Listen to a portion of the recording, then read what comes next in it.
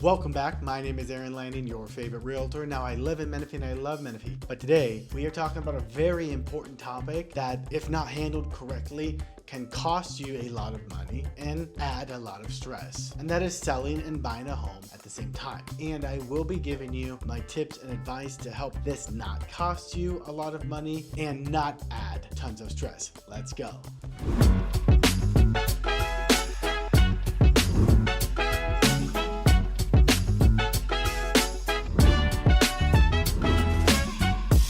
Now, I'm sure many of you have found yourselves in this dilemma or know someone who might be in this dilemma.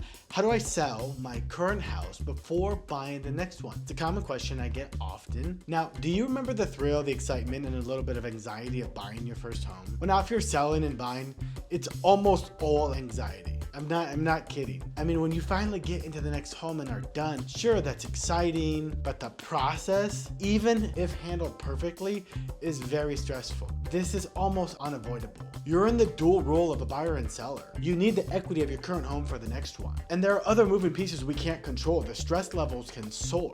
We could be dealing with an unrealistic buyer buying your home and a seller who is selling you the next home who is just a butthead. I've been there. I dealt with it. I've heard many stories and I've experienced them firsthand. And today I'm here to offer you some guidance. So tip number one, understand your finances. There's a clear distinction between wanting to sell your current home before buying the next one versus needing to sell your home to qualify for the next purchase. For those who prefer selling first, it provides more flexibility in negotiations, especially in a seller's market. Consider that tip. Tip number two, prioritize your current home sale. In this whirlwind of excitement about a new city or future plans, focusing on prepping your current house is very important. Spend time decluttering it, making necessary repairs, and seek advice from your real estate agent on what might be good to remove.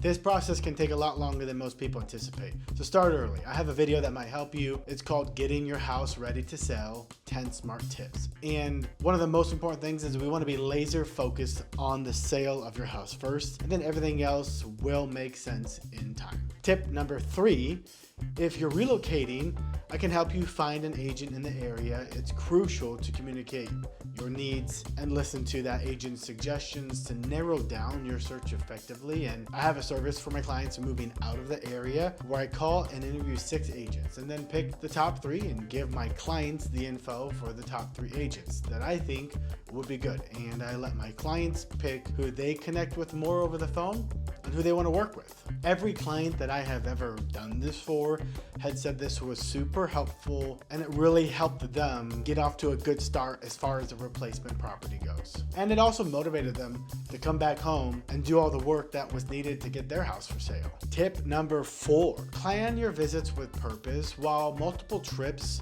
to your new city offer tons of advantage, your initial visit should focus on getting acquainted with the area rather than tons of house hunting. Familiarize yourself with neighborhoods and builders to understand your preferences better. And I made a fantastic video on making sure you buy the right house with the right terms. You can check out my video, my 8-step buyer success program.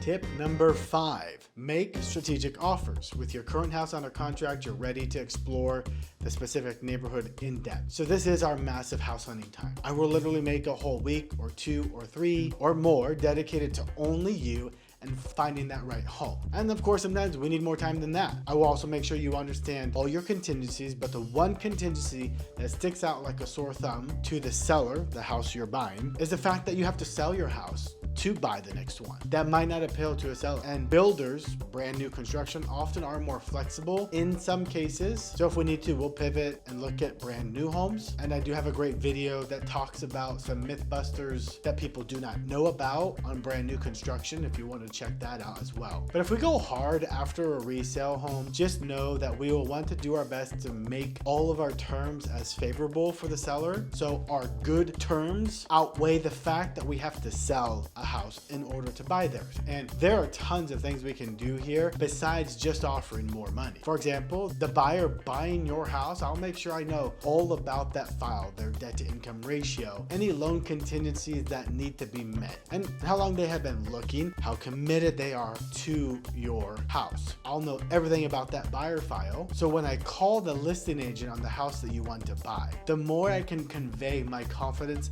about our file, the easier it is to get that offer accepted for your new home. That goes a very long way to be an active agent that can absolutely seal the deal and get your offer accepted. Tip number 6. We want to manage the move timing wisely and coordinating between the sale of your current home and buying the next one. Obviously, this is essential. We can definitely opt out. We can definitely opt in for a longer escrow for the sale of your house. This is going to give us ample time for you to find that next home. We can also negotiate for you to stay in your current house after the close of escrow. That would absolutely help alleviate having to move twice. There are several other things that we can do here, and I'll be giving you my advice long before we have to make that decision. Now, my final thoughts are this: stay adaptable and patient. While it's exciting to envision your new home and the city, the process can be demanding and grueling.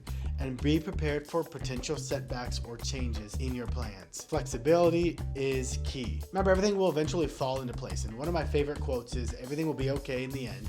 And if it's not okay, then it's not the end. So expect delays. We're gonna make adjustments. That's common in this industry. And a quick story time, I was selling a house in Fallbrook. They were also buying a home in Fallbrook. And that seller was buying a house in Tennessee. And that seller in Tennessee was buying a house in Florida. So one little delay had a huge ripple effect on everybody. So we will have meticulous planning. Just be patient. We're gonna make strategic decisions. You're gonna understand our contingencies and our timeline so we can wisely plan for a smooth transition. And pretty soon, you'll be settling into your new dream home. Thank you for tuning in. Your support means a lot. Please like, follow, and subscribe to our channel if this helped you. I look forward to sharing more insights with you in the upcoming videos. Have a great day.